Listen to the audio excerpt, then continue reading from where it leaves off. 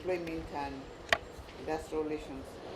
Tuli wano tuli kulanga mu ggwanga ntugenda kubeerayo n'olunaku olwa annual national labour conference ne expo 2026 nga hotel Kampala Hotel Serena nga ku Lwokusatu 15 omwezi ogwokuna paka 16 omwezi ogwokuna.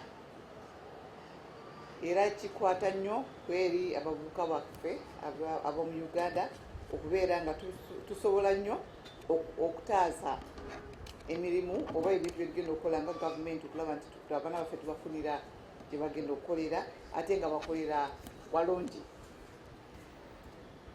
Okuva guno omukolo gwatandika nga 2023 okuba nga tuziteekawo buli mwaka nga tetunaba kugenda ku lunaku lwaffe olwa International Labour Day obubeerangawo buli nga lumu omwezi ogwokutaano buli mwaka. Era tuli mu kweteekateeka okulaba nti guno omukolo gukontributinga byetugenda okwogera nebyetugenda okukola nga ku International Labour Day. Tumanyi bulungi nnyo nti Uganda erina abantu miliyoni 45.9 ate 75% kwabo bali wansi w'emyaka 3 ate bonna bakola. Kati 57% 57.4 abo abana Uganda abo bonna bali mu myaka egy'okukola. Naye abaana baffe abatalina mirimu mu ggwanga bali mu 13.3% okulaba nti Bannayuganda abaana tebalina mirimu. Betugezaako nnyo okulaba nga Ministry ya Gender okulaba nti tukola analyzing opportunities ezigenda okulaba abaana baffe abavubuka nga bafunayo emirimu era nga basobola kubeera catalyst aba productivity ne structuring transformation mu ggwanga.